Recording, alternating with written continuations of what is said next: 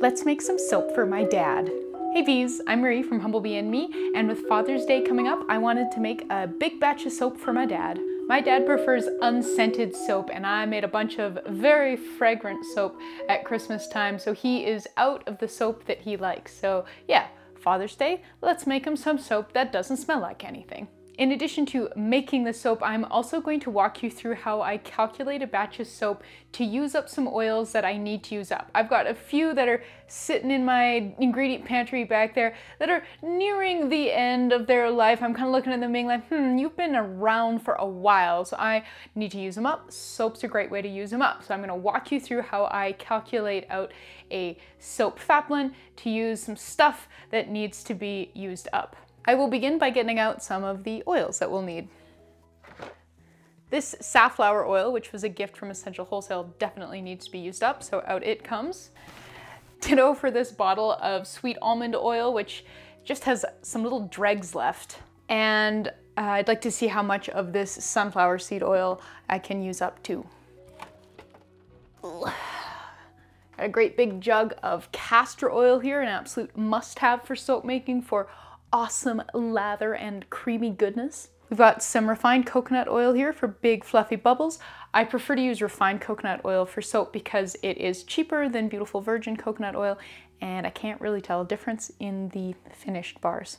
And lastly, some beef tallow, which will harden up the bars. If you'd like to learn more about why I use beef tallow in soap making, even though I don't eat meat, I wrote a whole blog post on that, so I'll link to it in the description box below. The first thing I do before I hop onto SoapCalc to work out a fat blend for this soap is I'm going to weigh out the remainders of the oils that I want to use up. So I make sure to use as much of them as I can, but I don't develop a fat blend that calls for more than I have. I'll weigh out the almond oil, the sunflower seed oil, and the safflower oil into different beakers and write down how much of each I have and then which beaker they're in so I don't mix them up. And then it ended up being for both the safflower and the sunflower oil, I had more than 400 grams of them. So I've just written that down, that I've got more than 400 grams because I was worried about overloading this scale and overflowing the beakers. With this information, we can go develop a soap formulation. All right, so we are here at the computer and I've got SoapCalc pulled up and my notes that we just created. So let's hop onto SoapCalc. I'll begin by adding the oils that we'll be using to the list of fats here. And then we'll drop in some numbers for the three fats that aren't the ones that we're trying to use up. You know, the tallow will make this soap hard, the coconut oil gives lots of great lather and some hardness, and the castor oil gives really nice creamy lather. And so 20, 20, and 5 is 45%, so we have 55% of the soap to make up here. And so I'm just going to drop in some dummy numbers to start here, just so that we've got some numbers in here so that SoapCalc will actually run. And then we'll enter in our batch specific numbers up here. So this will be a 1500 gram batch. I'm gonna drop the water as a percentage of the oils since I've got a lot of liquid oil in here, and so I'd like to just reduce the water a bit so it ages a little bit faster. And then fragrance is obviously gonna be 0. We'll leave superfat at 5%.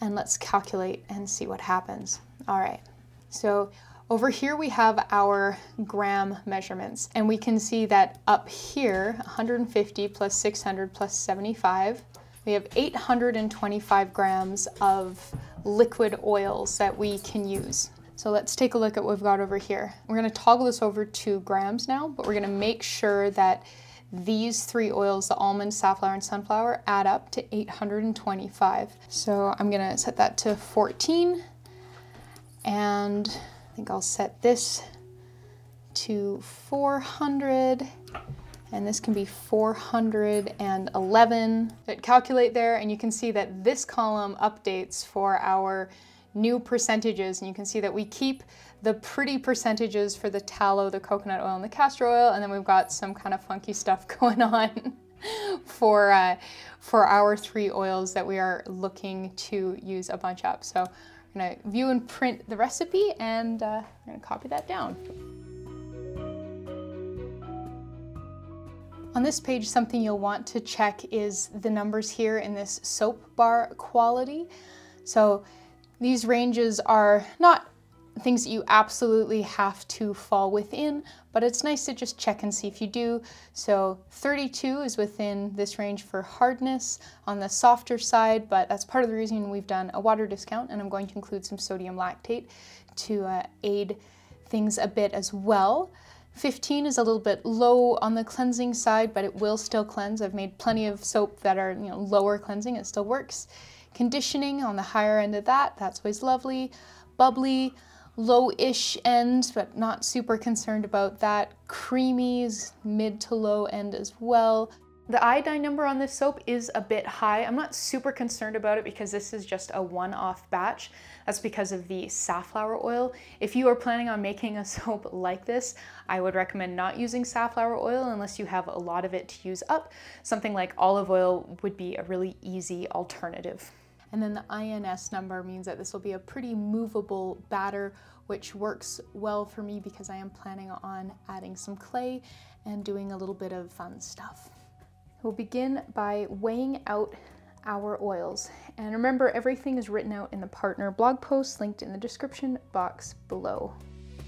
Make sure you are making your soap in a place and at a time when you won't be disturbed by children or pets or anybody else who might get in the way. We're a little bit short on coconut oil, so I'll go grab some more from the cupboard. So I found this bottle of coconut oil in my DIY pantry, and I almost never use it because it's packaged in this bottle, and so you have to chuck it in the microwave or a hot water bath to melt it before you can use it. So I did go to the effort of doing that, obviously. Top that off.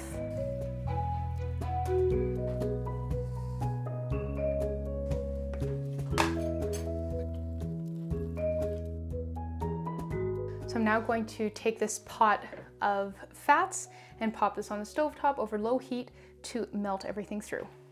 While your fats are melting, prepare your sodium hydroxide solution. If you're not already wearing your gloves and eye protection, make sure you are wearing them now. I like to use ice cubes for about 1/4 to 1/3 of the water measurement for a soap so that the lye solution cools down faster. Carefully weigh out your sodium hydroxide, add it to the water, and stir to combine, taking care not to inhale the fumes.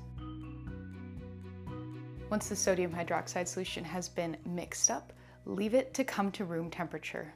I left my sodium hydroxide solution and my melted fats in my studio with the door closed overnight for everything to cool to room temperature.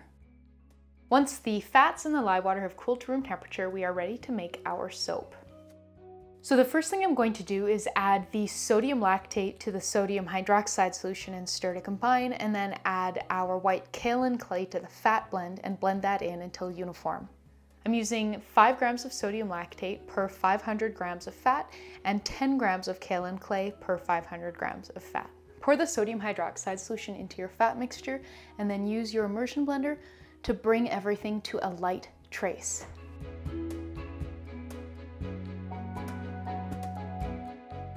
Once you've reached a light trace, pour about 1/4 to 1/3 of the batter into a second bowl and blend in the French green clay. Once you've got your 2 colors, you are ready to pour. I've decided to do a rather rustic 2-layer pour, so I'm starting with the uncolored base at the bottom, pouring that all in, and then wrapping the mold on my countertop to knock out as many bubbles as possible and settle it out. And then I'm gently spooning the green layer on top and then sculpting that up. This definitely isn't going to be a perfectly even division between the 2 layers. It should look, yeah, as I said, a little rustic, but I think that fits with this sort of soft green, off-white color palette. Once you've sculpted up the top to your heart's content, now we're just going to leave this here to do its saponification magic. It's been about 36 hours now, so I'm going to unmold the soap. My dad actually made this soap mold. I've got a post about it on the blog that includes measurements if you'd like to make your own. Once I remove the soap loaf from the mold and peel off the parchment paper, I'm going to trim off the wooden ends of the mold and then trim off about 1/2 centimeter, about 1/4 of an inch of soap as the soap that contacts the wood at the end of the mold takes on a bit of a rusty appearance. I could line the end pieces of the mold to prevent this, but trimming off the end of the soap works too. I'm eyeballing out 16 bars of soap using my knife to mark each cut. This loaf is still pretty soft, so after I cut the loaf in half with my knife, I switched to a wire cheese cutter. I often see cheese cutters like this one at places like Value Village and Goodwill, so I recommend keeping an eye out for one there if you're interested in getting one. You can see that the slices I'm getting with the wire cheese cutter are a lot smoother than the slices I was getting with the knife, which look kind of sticky, even with wiping the knife blade down between cuts. Once the bars have been sliced up, we're going to want to leave them for 3 to 4 weeks for as much water as possible to evaporate off so the bars are nice and hard and last a long time once they are in use. I'm really happy with how these turned out. The demarcation between the white and the green is a lot more even than I thought it would be, so that's neat. And I love the textured top with the green clay. I even like the little dark spots in the green topping from the clay not completely incorporating evenly. I think it really adds to that rustic appearance. If you would like to learn how to use SoapCalc, click here for a full tutorial. Thanks for watching, please subscribe, and I'll see you next time. Bye!